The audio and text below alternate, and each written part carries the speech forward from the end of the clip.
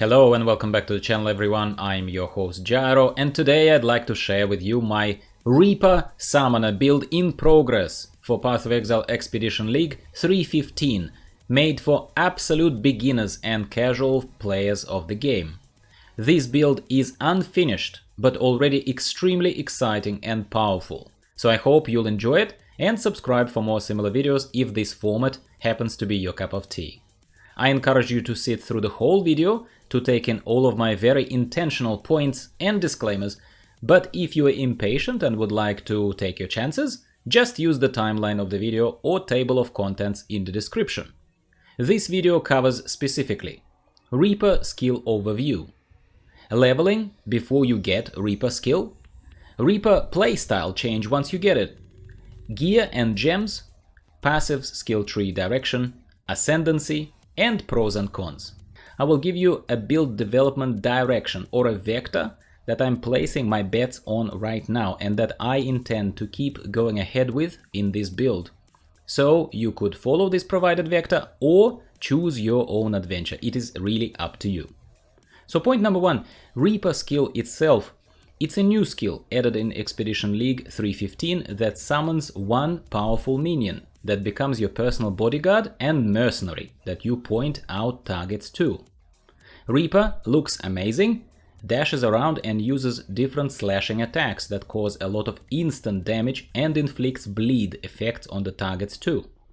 Reaper acts like a normal minion, just attacking enemies at will if you get close to them, but if you use the skill button once Reaper is already summoned, it will serve as an order to charge wherever you're pointing with your mouse to and do a few very powerful slashes in that area, usually destroying everything compared to your normal summoned minion damage output anyway. One particular thing to point out about the Reaper that we will get back to later in this video is that Reaper weakens all of your other minions by 22% at the lowest skill level, and then it also feeds off your other minions. It basically decides to kill and consume one of your other minions seemingly at random, sometimes killing one of my zombies, while sometimes going after my golem or specters.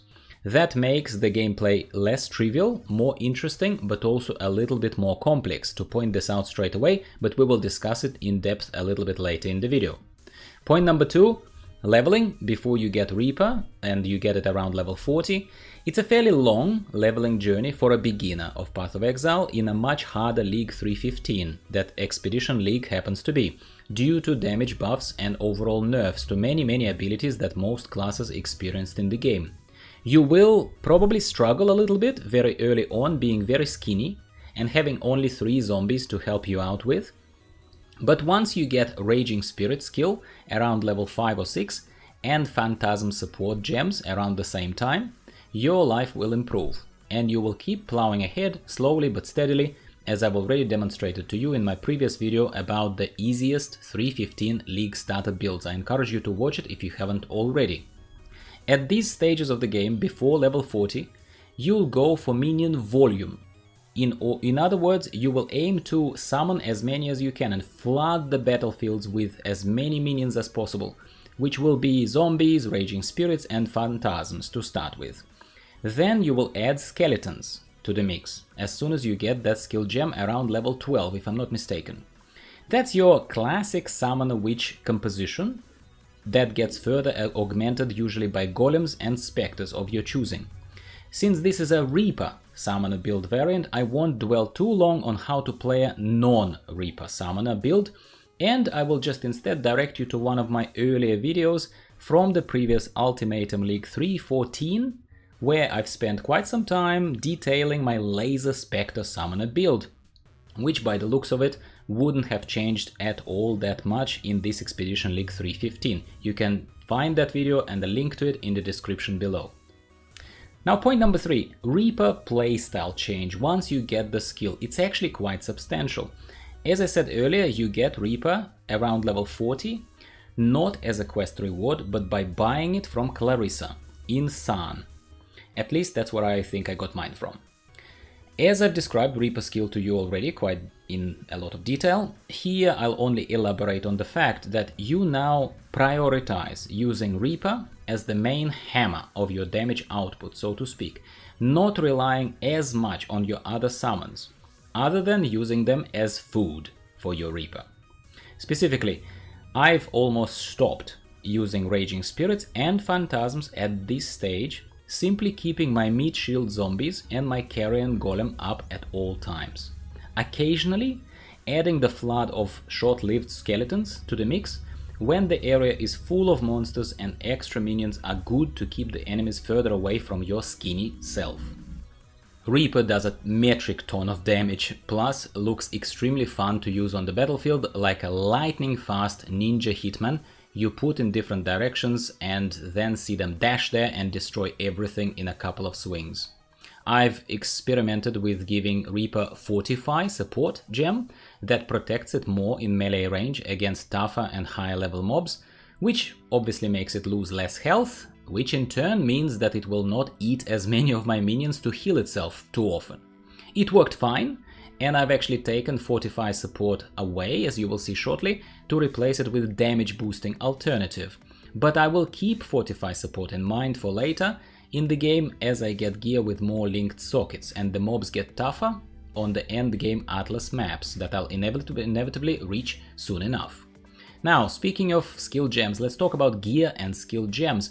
This build is in progress, as I said already, and it doesn't rely on particular gear at this stage, other than very helpful Reverberation Rod wand that I got by gambling with Gwenin on spiraled wands. I was just gambling on spiraled wands specifically. Around level 24 is when I think is the earliest level you can get Reverberation Rod unique, and if you're persistent, you should be able to get it from her with some luck, of course, soon enough. Reverberation Rod is not a mandatory piece of equipment, but it basically is very helpful because it repeats a skill for you, kinda like Multi-Strike, in case you are not familiar with it at all.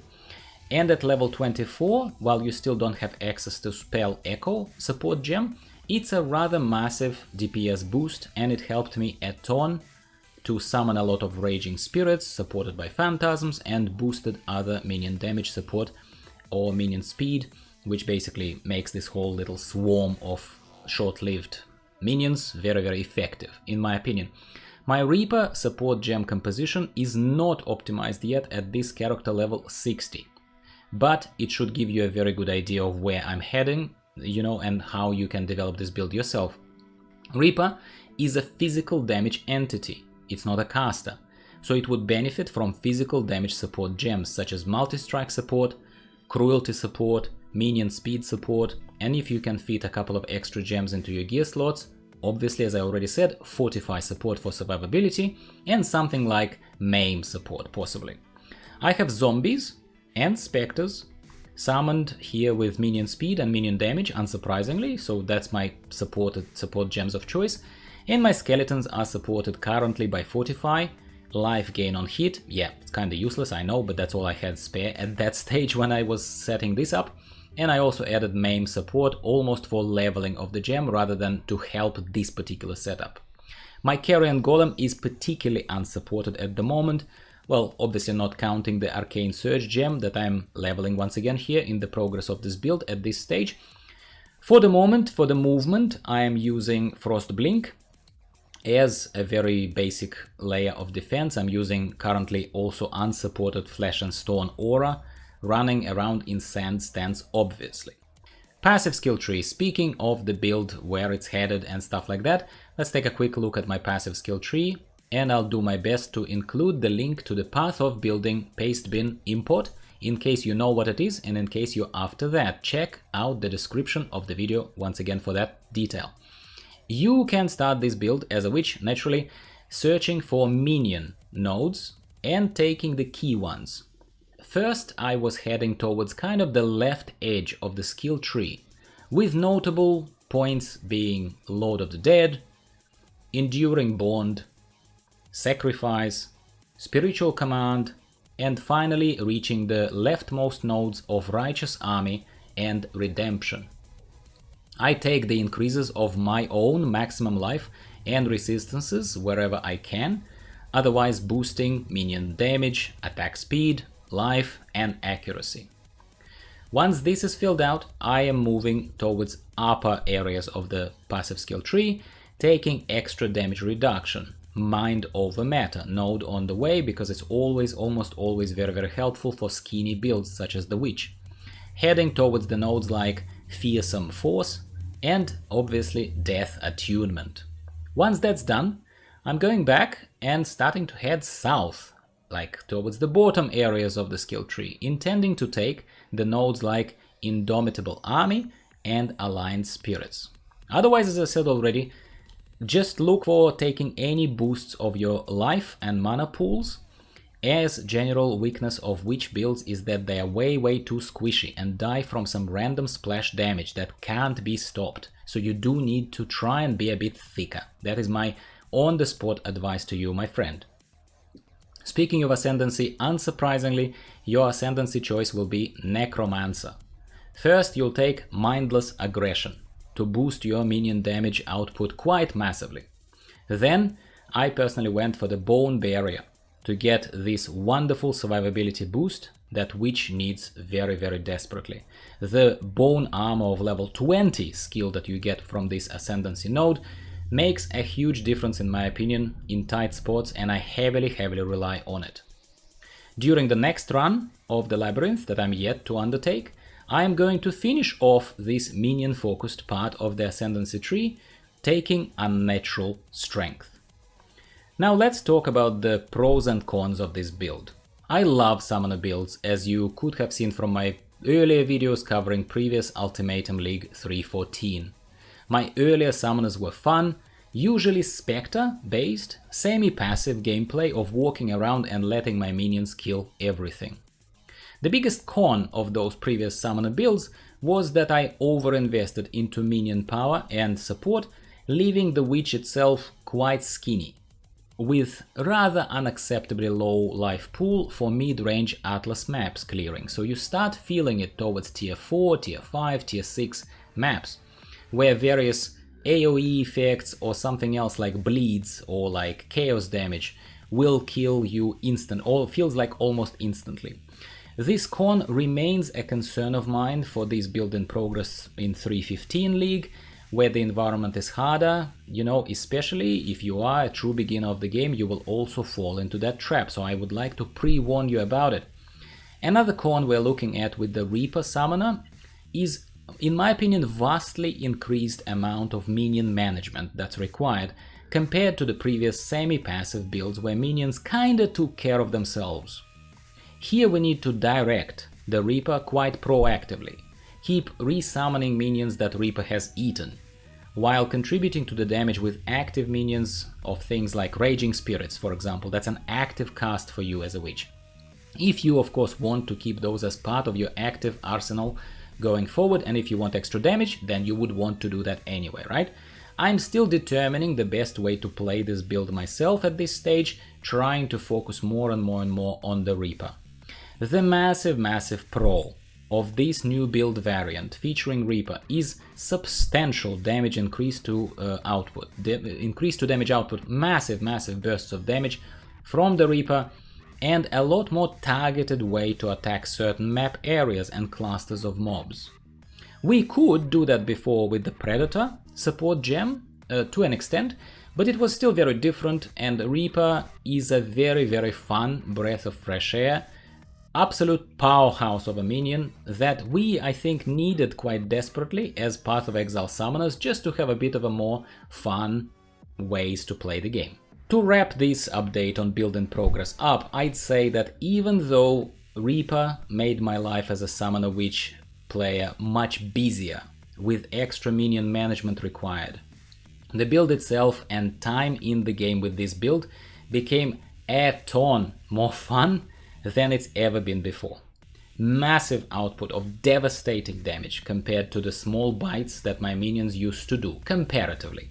Directing hits of the Reaper, seeing all the slashing going on the screen.